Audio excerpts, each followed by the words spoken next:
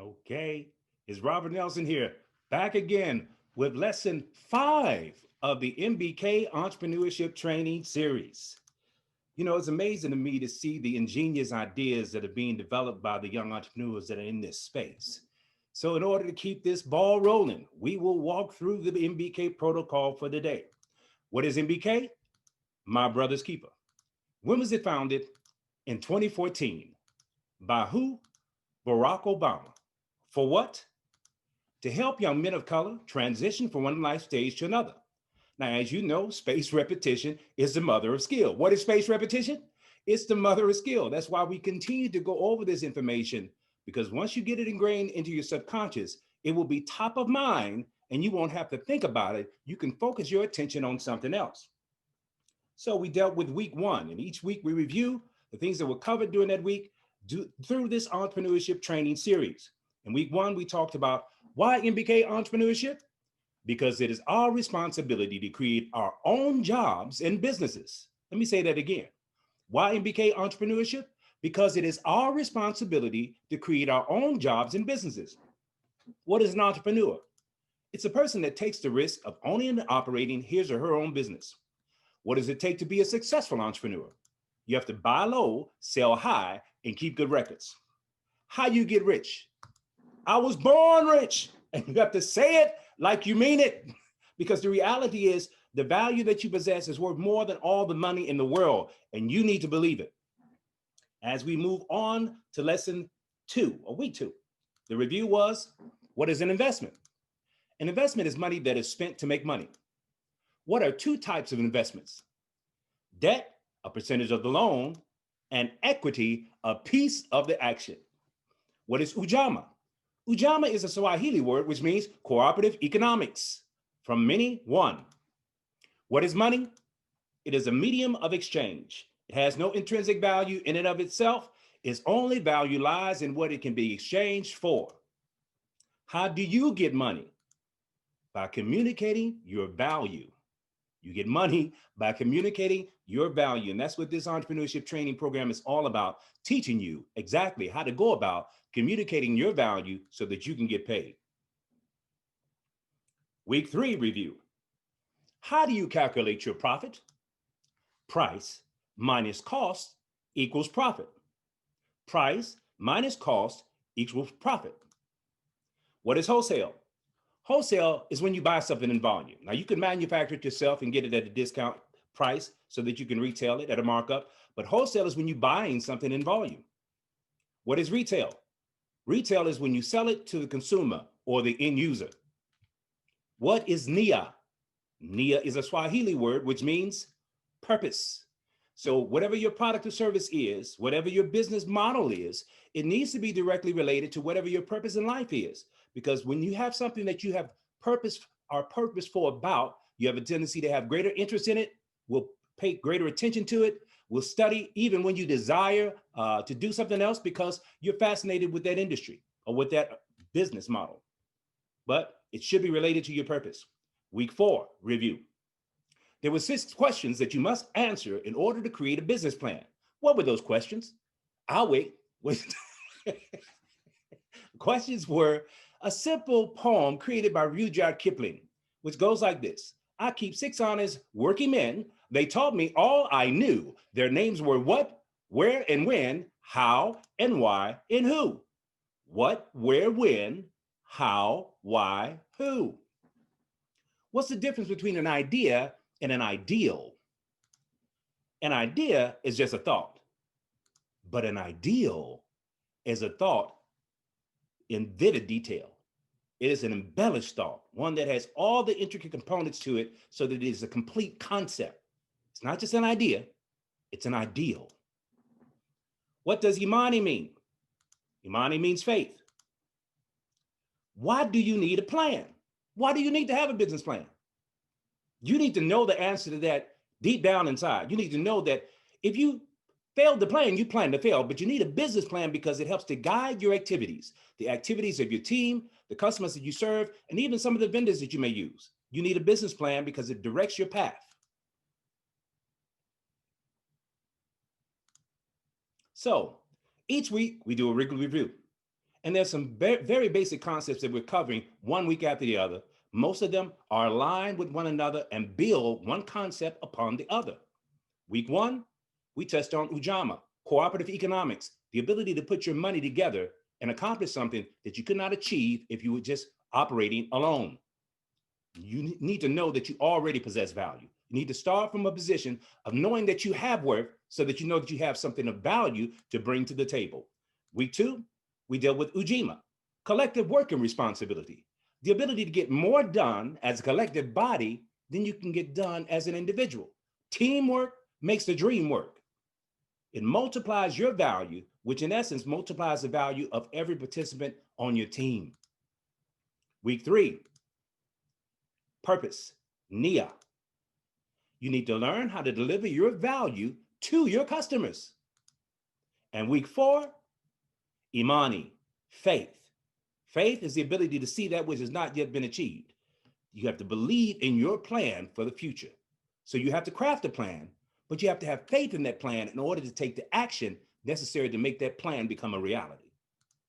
So last week we had an exercise. And the exercise was to create a plan. I gave you 6 parts of a business plan. Each team was to address one of those 6 parts. What are we going to do in each of our departments? What is the responsibility? What's the role? What are the tasks? What are the assignments to execute your plan? Take the plan of the individual parts and assemble it into one collective and coherent plan. Now, keep in mind that your plans can always be modified, but first start with the pieces and then put them together. ABC is like a puzzle.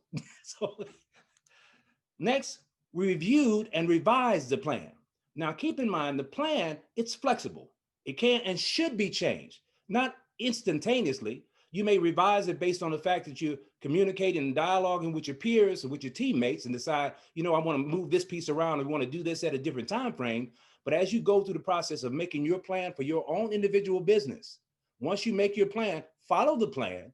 And as you learn new things, modify the plan accordingly if you need to, but have a plan.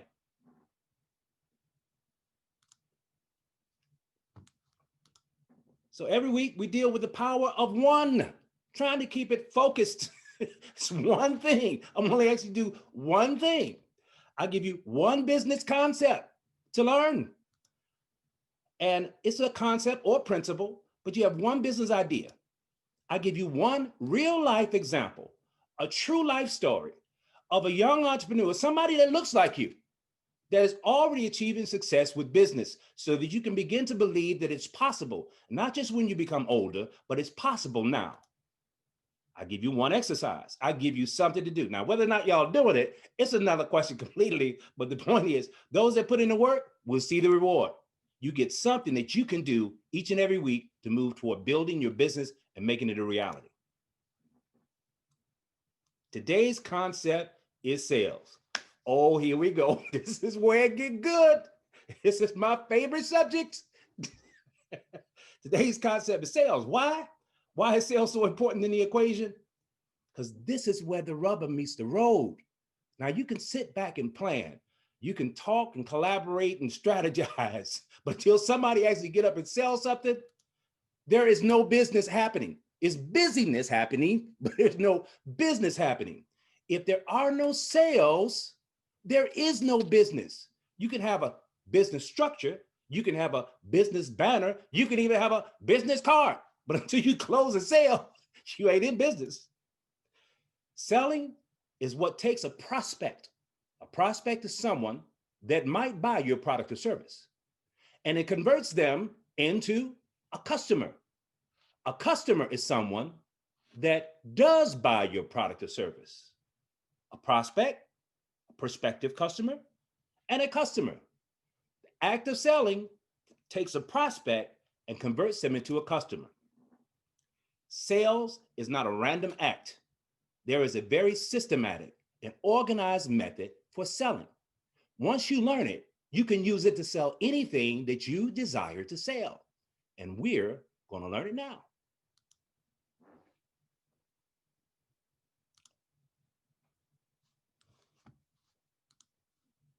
It's a 3 simple-step system. Now, keep in mind, a lot of people are selling things. You don't have to be in person to sell something. You can sell something online. You may sell something through correspondence. You may sell something through an advertisement on an Instagram page or Facebook page. There are a lot of different ways that you can sell something, but the process is similar, whether you're selling one-on-one in person or you're selling indirectly through correspondence. In a relationship selling, which would be one-on-one selling, you have to first connect with the person, meet them where they are. And the ideal thing is to approach them with a degree of positive energy so that when you connect, there's a favorable rapport that you establish immediately. You have to meet them where they are. When you connect with someone, you find a common denominator. And from that common denominator, you build and bridge a relationship. Now, it doesn't have to be complicated. You might have some similarities in common. But the point is, establish a connection. Now, when I say connection, there's something that happens when you meet anybody, whether it's somebody that you know or you don't know. There's a emotional and energetic exchange that takes place. When you come into somebody's presence, you either have a good feeling about them or you have a bad feeling about them. What you want to do is learn how to master the process of emanating that good feeling so that when you come into contact with your prospect, you connect with them in a positive light. It may be something as simple as smiling, laughing, or speaking in not an irritated tone of voice. Do something so that you can connect. Once you connect with them, you communicate with them. Speak to them about your offer. Now, this is important. It's not all about you. It's all about them. So when you start speaking about your offer, you don't need to dig deep down into all of the reasons why this is important to you, what you did in your research, and why you think this is the best thing since sliced bread. What you want to do is communicate about how your offer is of advantage or of some benefit to them. With them. With them means what's in it for me, not you, for your customer. What's in it for your customer? Why are they buying your product or service? What problem is it going to solve for them? What transformation is it going to bring them? What joy, what delight, what prestige, whatever it is that your product or service has to offer in your communication, you want to get that point across. Connect, communicate, and then close. Once you've connected with them, you've communicated the value of your product or service and showed them its relationship to a need or want that they may have, then close the deal. Give them an opportunity to buy what you have to offer. It may be something as simple as signing an invoice, sending a purchase order, or giving them a receipt, but close the business. Ask for the business and close it, but keep this in mind. If you don't close it instantaneously, don't stop. Allow them to give you whatever objections they may have as to why they're not ready to buy, and then respond and attempt to close the sale again. Address the objection and close the sale. So if you're connecting with them and you're not doing so in person, it may be something as simple as an ad in a magazine or a mail piece or email campaign or a website. First, have a hook. That's something to capture their attention, like a compelling headline or title, like how to lose 30 pounds in the next 20 days for $10. I don't know. The point is, it's got to be something related to what your prospect is interested in, and it needs to be compelling enough to capture and maintain their attention. Once you have the hook, then tell them a story. The story is all about how this product or service that you have to offer is of advantage to them and how you came about that discovery. Once you know what it is that you want to convey, communicate it through a story because it becomes mentally engaging. They get all wrapped up in your story. Like once upon a time, somebody say once upon a time, you all leaning in. Once upon, well, maybe not. Maybe you're a little too old for the once upon a time story. But the point is, tell them a story. Then make them an offer. Provide them with an opportunity to pay you. Let's go back over this. These are 3 simple steps to the selling system. Connect where they are, communicate about your offer, and close them. Give them an opportunity to buy. Or give them a hook, capture their attention, Tell them a story related to the product and its benefit for you or to them, and give them an offer. Provide them with an opportunity to pay you. Now, let's take a look at this. My goal and my vision is to help people and inspire young people to become entrepreneurs.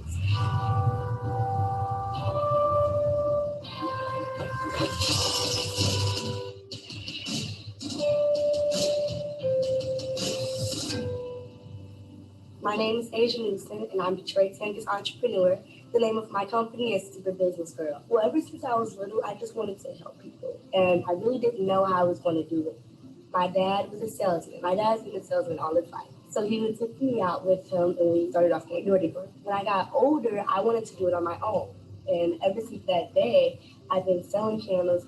I thought it was a super great idea because I was making my own money. And now I provide income into my trainees' household. A lot of the young people that I recruit are going through a lot. The money that they make really help out their parents. And that is something that makes me feel good because it seems like I'm making a difference in their life. When I actually see that happen, it's very important to me because I think that Super Business Girl could be the vehicle that I can drive to help everyone.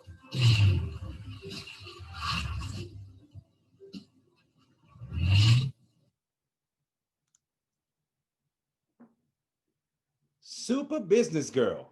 Tell me, what did you learn from Super Business Girl? Amazing. What was her goal? What was her goal? Her goal starting out was simply to help people. Just to help people. That's a noble goal. What did she start selling? Asia Newsom. What did she start selling? Started selling candles. Now, she sold quite a few things since then, but the point is, she started with something simple that she can make with her own hands for pennies on the dollar because she is the manufacturer. She's manufacturing this product. She's not just buying it wholesale. So she's making it and she's retailing it. So she has a better profit than if you buy it wholesale and retail it because she's making it with the raw materials. How did she sell it? Well, she says she started out by selling door to door. But that's not the only avenue that you have by which you can sell something for your business to make money. As I mentioned before, you may sell it person to person, like in a door to door exchange. You may sell it one on one in groups to your church or to your fraternity or to your family's fraternity or to some organization, local club, group, boys and girls club, somewhere where there are people collectively that you can sell it to. You may sell it through an ad in a local newspaper. You may sell it through an offer in an email. You may sell it through an ad on Facebook or Instagram. There are multitudes of avenues by which you can sell, but the point is, she started door to door. You can start wherever you are and then begin to develop skill in selling. And then you can start pursuing some of the other avenues through which you can sell your product or service. How did it make her feel? Now, this is very important. She said that when she helped people and she saw that the kids that she taught how to sell and they made money that they can bring into their own households to help out the family, they felt better and it made her feel good. This is important because the only reason people buy anything, spend money on anything, is because they believe it's going to give them a better feeling about something in their life. It may resolve a problem. It might be a luxury, but it's going to make them feel some type of way. That feeling is what they're after when they make that purchase, not just the results, but what those results will bring about in terms of the feeling. Keep that in mind because it's related. So here are the secrets to successful selling. The secrets to successful selling. First, you must begin with a positive, energetic, and happy feeling. You have to start feeling on the right tone, on the right vibration. When you start and your energy is high, then the people that you come into contact with, their energy, if it's not already high, it will be lifted. If you start in a despondent, negative, energetic tone, it's going to be very difficult for you to get cooperation from the people that you're trying to sell to. Because have you ever noticed that when you get around people who are very negative and downbeat, that you either want to get away from around them or you become negative and downbeat too if you spend too much time in their presence. So you want to start with a positive and happy feeling. Next, focus on showing them what's in it for them. Your whole conversation, your whole interaction with them is not about you. It is about them. What you have to say, what you have to offer, what you have to reveal needs to be connected to something that is of interest to them. What's in it for me? Not the me, the them me. It's okay. Know your competition. Now, this is where many people miss it. Your competition is your greatest ally. Let me tell you why. One, because your competition has already spent time in the industry, doing research, making sales. If there's somebody that's already successful in the space that you're in, they know one or two things that you could stand to learn. They know where to get customers. They know what offers to make to those customers. They know what words, what colors, what images cause those customers to respond. They know where's the greatest, the best, most advantageous position to either place their store, to place their offer, or what audience they need to reach with their offer. The other reason why it's important to know your competition is because once you know what they offer or how they offer their product or service, you can create a unique twist to what you do that makes you stand out uniquely different from your competition, so that you never have to encounter a situation of approaching a prospect and they say, well, what about XYZ company is doing the same thing? If you don't know what XYZ company is doing, you won't be able to tell them, well, this is what we do that's different from XYZ company. So you need to know your competition. And here's a clue. I recommend that you go to Google and you do a query as if you were a customer looking for your same product or service. Once you do that query, you're going to notice that there are some companies that pop up to the top of the organic search engine. Those companies are doing something right to get that positioning. Either it is their market that they've reached, the offer that they're making, the SEO that they're using. But the point is, pay attention to what the winners are doing if you want to win. That's just part of your research. Next, questions are the key into your prospect's mind. When you engage in a conversation, it is vitally important that you learn how to strategically position questions so that you're not just talking to them or talking at them. Your objective is to get them to open their mind and reveal to you what exactly you need to say to close the sale.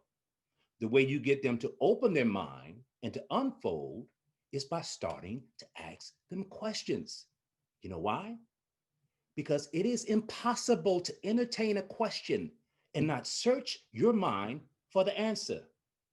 Your prospect cannot resist the temptation to search their mind for the answer. Now, whether or not they give it to you, it requires a degree of resistance to not respond to a question that's asked authentically and without malice.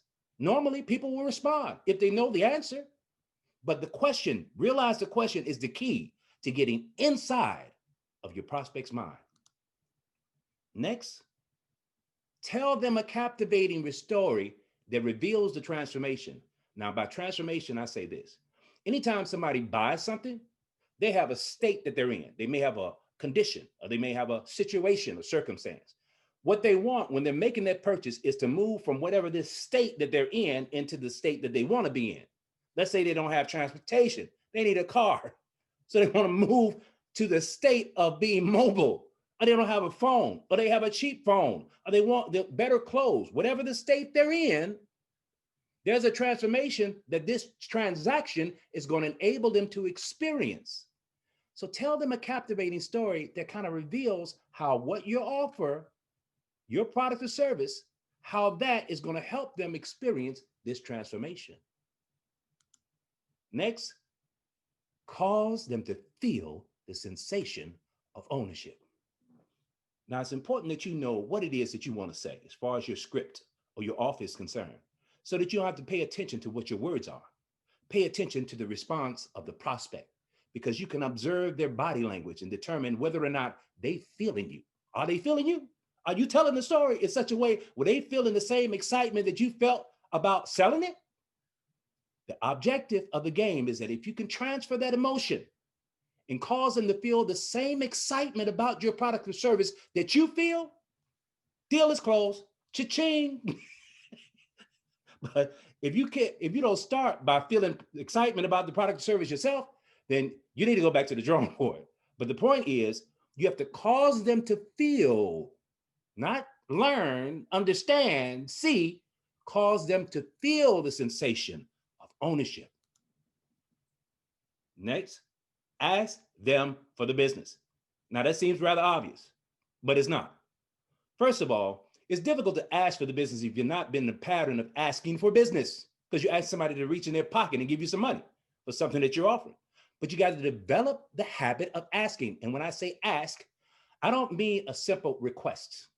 You ever notice that when somebody goes to the door and knock, that they never knock once? Why is that?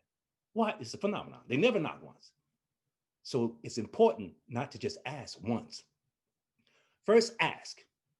And then after you ask, seek, and knock. Because many times you may ask and they may have an objection, or they may have a situation that they need to address first, or it might not be the right timing for them. But whatever response they give you from your initial ask, follow up on whatever they said was the issue. Either address your objection, return at a more favorable time, wait till they've talked it over with their parents or their spouse, but seek. And then once you seek, knock. Endeavor to close the sale again. Ask, seek, and knock. I'm going to tell you a secret. This one idea is a secret to getting anything that you want out of life. Ask. Ask, and it shall be given you. Seek, and you shall find. Knock, and it will be open unto you. That's a guarantee. Ask. Learn how to ask. Let me give you a sample of a sales conversation. Now, you can make up your own, and I encourage you to make up your own, because when you do a sales presentation, you need to have ownership of it. It needs to be your words. It needs to be expressed in your voice. It needs to be authentically you. You need to own it. But I'm just giving you this for the framework so that you understand there's a very scientific process behind the communication that takes place when a sale is happening. Here's a perfect example. Hello, I am Robert Nelson with the MBK program. Is it okay if I ask you a quick question? Is it okay? No. Do you think that it's important for youth to learn about business? If I can supply a product you want at a fair price, would you give me a chance to earn your business? Here's what we're offering today. Then go into your backstory of whatever your product or service is. Finally, can I keep you informed about our other valuable offers? Now, you need to remember this, because this is scientific, psychological. Some things happen in this question, in this expression, and in this communication. Here is what happened. First, you open by giving them the awareness of who it is that you are and who you're with. I'm such and such with the MBK program. And notice this. The next statement was, is it okay if I ask you a quick question? A couple of things happened there. One, I asked them a question before I asked the question. That question is a question itself. That question inclined them to say yes, because that's a difficult question to say no to, unless for whatever reason they're busy and they just don't have time, or do you irritate them for some reason unknown. But keep in mind, look at the underlying word, quick. So you're telling them up front, this is not going to take long. So you answer some questions in their mind before they even ask them. If you can do that, you can make them at ease and more comfortable with engaging with you in this conversation. So you just ask permission to ask a question. You have one yes. You've already accomplished a close. You close them on giving you permission to ask them a question. So you're on a roll, a roll of one. Next, do you think it's important for youth to learn about business? Now, why is this a key question?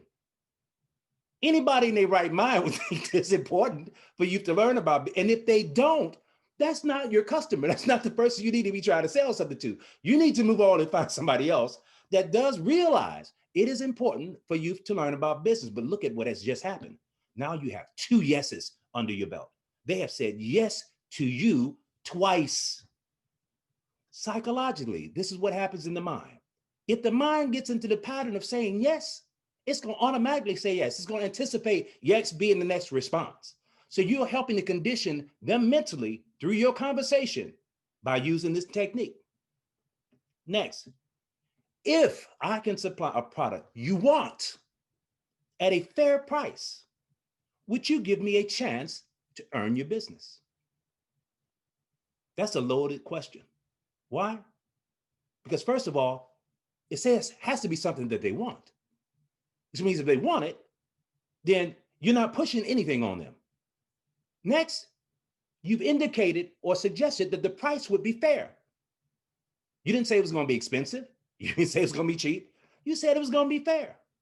So that seems to be a very unthreatening request. If I can provide you a product you want at a fair price, watch the next sentence. Would you give me a chance to earn your business? The word chance is also non-threatening. It's not saying, would you give me your business? It's not saying, would you give me some money? It's not saying, would you buy it from me? It's saying, will you give me a chance?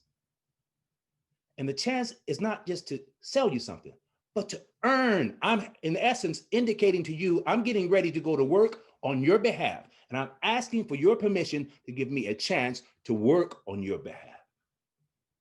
That's difficult to say no to. You get past that sentence and you got three yeses under your belt. Yes, you can ask me a question. Yes, I think it's important that you've learned about business. And yes, I would give you a chance to earn my business. Heck, I'd give me a chance. I'm just saying. Here's what we're offering today. Then you go into telling your backstory, whatever your pitch is, whatever your product or service is. Give them that compelling story that shows them the transformation and that causes them to feel the ownership of whatever it is that you have to offer. Finally, can I keep you informed about our other valuable offers? Now, this question is vitally important, and I'm going to tell you why in a second. But what you've just done is you've given them a connectivity that doesn't stop at the end of this conversation. You've asked for permission to keep them informed, which means you're either going to have to get a phone number, an email address, or a mailing address. If they answer yes to that question, that means you're going to have some content, some data. So you need to have something to write it down on. You need to have a form. Or you can put it in an electronic device, but I recommend a form until you start getting proficient with this process so you can go back and look over your records. But once they have given you permission to keep them informed, now keep in mind, this concept of keeping them informed is doing them a favor, or it insinuates that you're doing them a favor. Well, you don't want to keep them in the dark. You want to keep them informed. But it's not saying, well, would you give me a chance to spam your email box with a bunch of junk offers? It's saying, can I keep you informed? People will respond to this line of questioning in a positive way. Try it and see. This is why it's important. You need to know what your closing ratios are. So let's say, for an example, let's say you close 10%. Your closing ratio is 10% on a $10 profit. You have a product that you're selling, maybe it's $20 and you paid $10 for it, but you can sell it for $20, you got $10 profit. If you have 10 prospects at 10% closing ratio, that means you got one sale. That means you talked to 10 people and you closed one sale. You got $10. Congratulations. The question there, to increase your profits, what do you need to do? I'll wait. Well, not forever, but I'm just saying, to increase your profits, what do you need to do? You really need to think that through, but I'm going to give you the answers because that's what I do. First, you need to increase your profit margin for each sale. As an example, if you're making $10 on the product and you paid $20 for it, $10 for it, so it's a $20 sale, you made a $10 profit. Charge $25, you just made $15. But it has to be fair market value. So you have to keep these things in consideration. So there are a couple of things you can do to increase your profits. Next, you can increase the percentage of sales that you close. And you will notice that this will happen naturally as you get more and more proficient as delivering your presentation and doing your sales. Initially, when you start closing your sales, your close ratios may be lower, but from each sale, you're going to learn something new. You're going to learn the objection questions that people will confront you with, and you're going to have answers already ready, loaded in your mind to respond. You're going to learn what things they like and what things they don't like. You're going to learn how to put together packaged offers that may be more appealing. You're going to learn a lot of things along the way. The point is to increase your percentage of your sales, the sales you close, you will actually be increasing your profits. 3, increase the number of prospects that you talk to. So let's say if you're closing 10% and you talk to 10 prospects, talk to 20, close 2 sales, increase the number of prospects that you talk to. Now keep in mind, physically, you have a limited amount of people that you can talk to. But what you're going to learn is that there are technologies and tools that make it possible for you to put your offer in front of multitudes of people that you never could physically actually engage. We'll get to that later. But the point is, increase the number of people prospects that you call on. Next, increase your ability to retain and convert prospects to customers. This is where this gets interesting. Did you know? I'm starting to tell you a story. Did you see how you leaned in when I was I got you. Wait a minute. No, here we go. Did you know that the first attempt to close a sale will only yield you about 10%? It's only about 10, maybe 15% of the people that you address that first contact that actually will buy on the spot with the first contact. Now, what does that mean? I'll tell you what that means. It means that you have to follow up because the fun is in the follow-up. That's where the funds are. Not just the fun, but the funds. The funds are in the follow-up. So let's say if these closing rates are accurate, and this is general and so to speak, but only 10% of the people that you come into contact with the first time are going to buy from you immediately, right there on the spot. The rest of them may buy later, either in a short-term follow-up, maybe in a couple of days or within a week.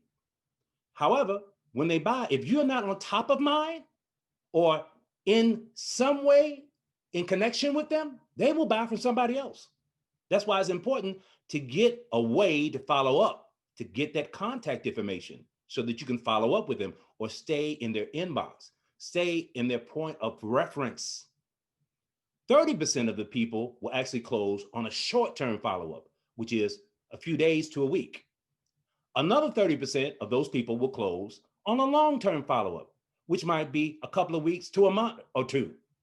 Some deals, like with real estate, there's months, sometimes years to close a transaction. But we're starting simple.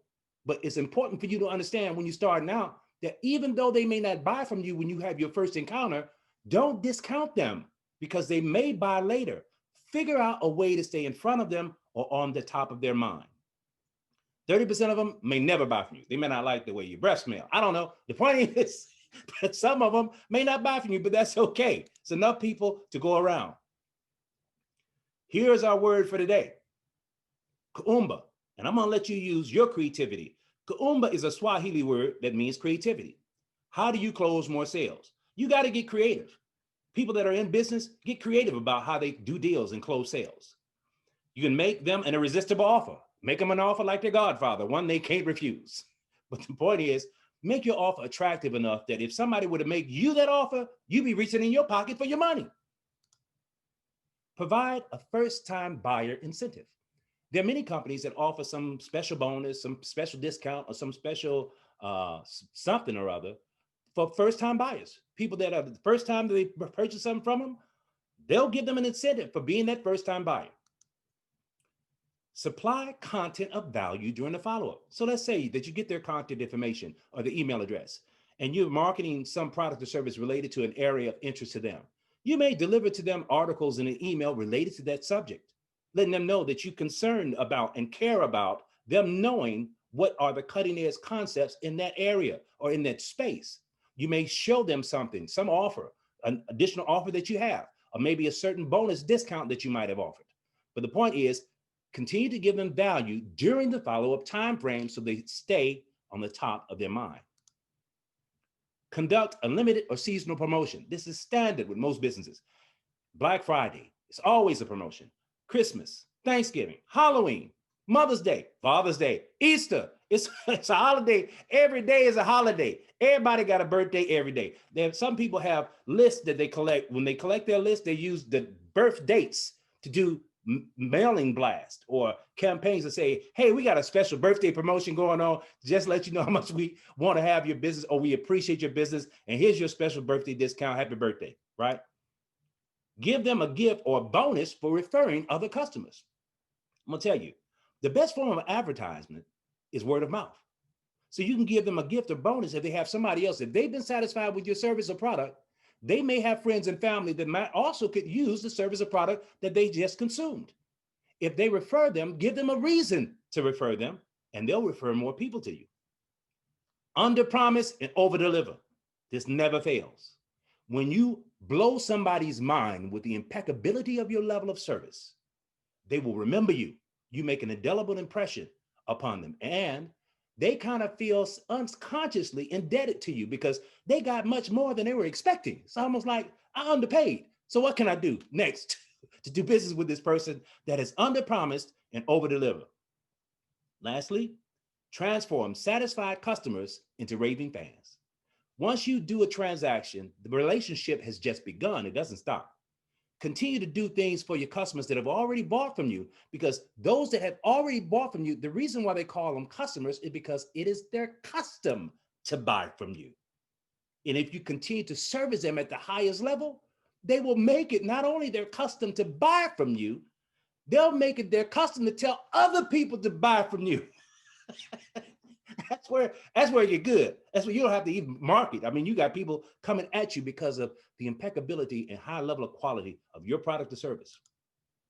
So this is your challenge for the day. You ready? You better be ready, because this is where it all gets started.